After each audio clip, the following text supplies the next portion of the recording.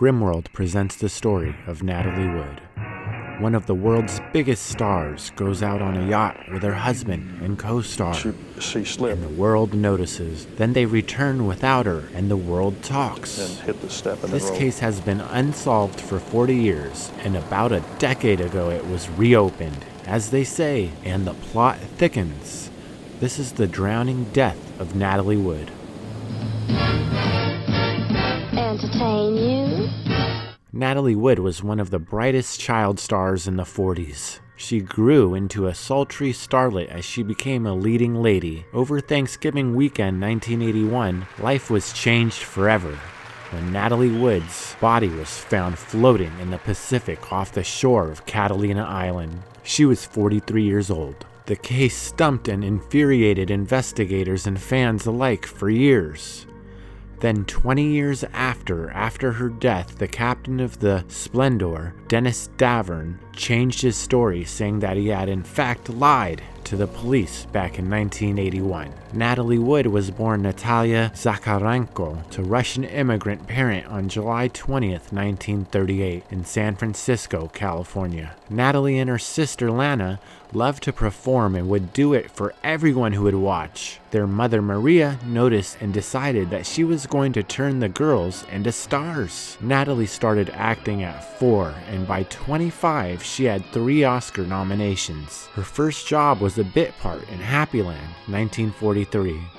Though the role was small, she made a huge impression, and the director stayed in contact with the family for years later. When he came across a role that would be perfect for Wood, he called her family to ask if she would test for the part. Mom was so thrilled at the opportunity that she packed up the family and moved to LA. Natalie and Lana both got roles in The Miracle on 34th Street, 1947.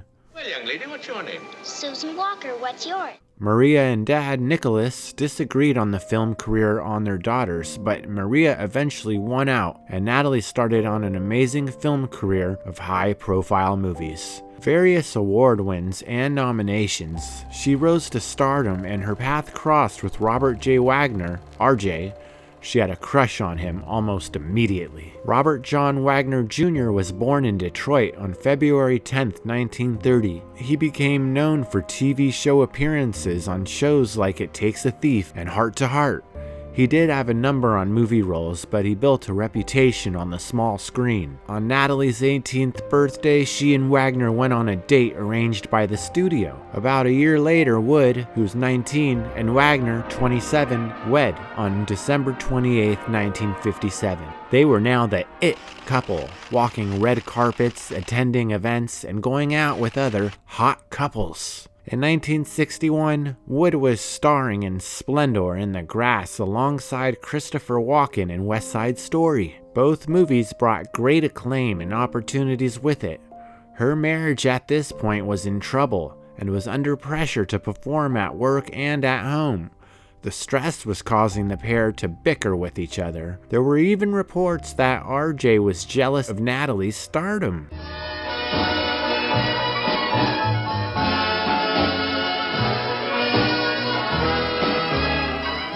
He would even refer to her as the movie star, and himself as just the lonely TV actor. Back when it was not like today where TV is just as respected, and much crossover happens between the two mediums. In June of '61, they separated, and the divorce was finalized in '62. Shortly after the divorce, Wood met and married Richard Grayson in '69, a year later giving birth to their daughter, Natasha, in 1970. Their marriage was a short one. The couple split in '72. Wood rekindled her relationship with the love of her life, Wagner, on July 16, 1974. Wood and Wagner remarried, having daughter Courtney later that year. They stayed together until she died in '81. Their relationship was anything but perfect. Natalie was always afraid of the water and couldn't really swim. Then why would she ever go on a boat?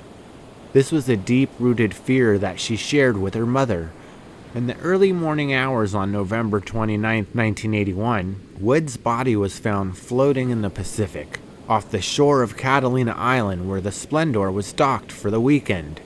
She Wagner and co-star Christopher Walken were spending the weekend. On November 27th, the trio spent the day drinking and partying, enjoying the day. The good time didn't stop Wood and Wagner from fighting, though. It got so bad that Wood and Walken had the captain of the yachts, Dennis Davern, take them to land for the night. Before you know it, we're oblivious. And it's time we have to call somebody. She's gone. They had dinner and Wood kept drinking.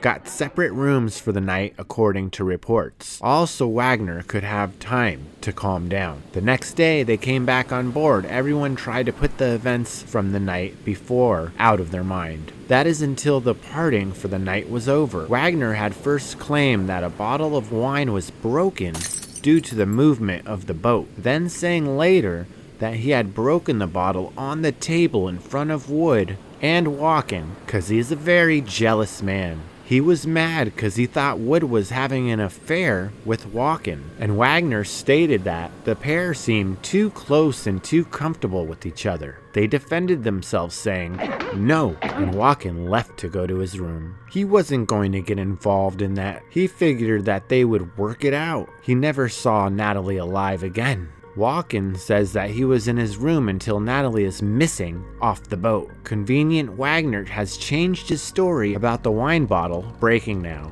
And if you tell one lie, there are probably more. The fight between Wood and Wagner was not only heard on the boat, but on surrounding vessels, and it was described as sounding as though it was a physical altercation lasting some time. And then silence.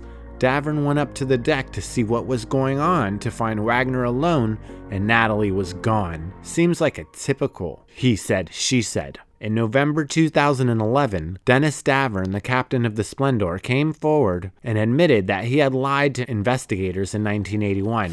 He now claims that Wood and Walken had been flirting. Wagner flew into a rage of jealousy, and Wagner delayed calling the Coast Guard and using the searchlights when Wood went overboard. He went on to say that Wagner is responsible for her death. The 81 statement stated Wood and Wagner were fighting. Wood decided that she was going to leave in the dinghy.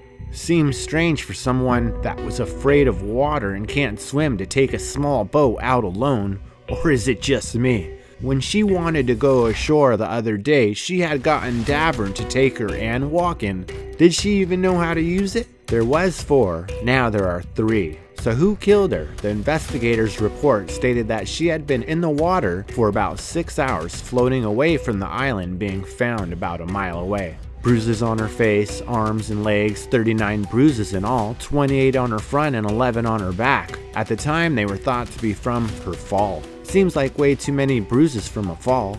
She had to have been hit a lot during the seemingly physical altercation. During the autopsy, it was found that Wood had a still full bladder. If she had gone in the water alive and conscious, the fear would have caused her to pee. More support as to Wood being beaten and most likely unconscious before going into the water. Over the years, this case has garnered so much attention due to the high-profile victim and witnesses involved. This case has been reported many times over the years, so why are the pieces only now coming together? My thought is that no one knows everything. People lie, and that only half a story was told, leaving out what the teller thought to be unimportant. Now with Davern telling a story that now conflict with what Wagner says happened. So what caused the case to be reopened? In 2011, Davern came forward telling investigators that he lied about the events surrounding Wood's death. Investigators in 2018 held a press conference, ruled Robert Wagner a person of interest in the 1981 death of Natalie Wood. I'll make you feel good.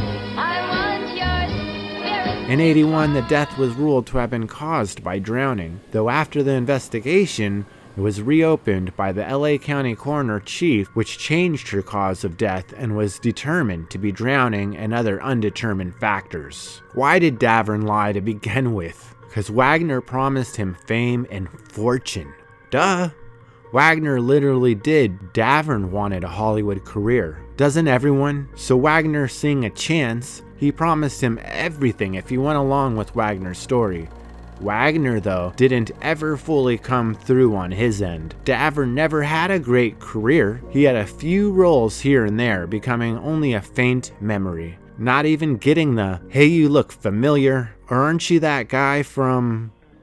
You're listening to Grimworld, and this has been the story of Natalie Wood. Don't forget to like and subscribe if you've made it this far. I'm from Southern Pines originally, and she was filming on Young's Road, on which I have property, and it's just like losing a member of the family. This is Grimworld, out.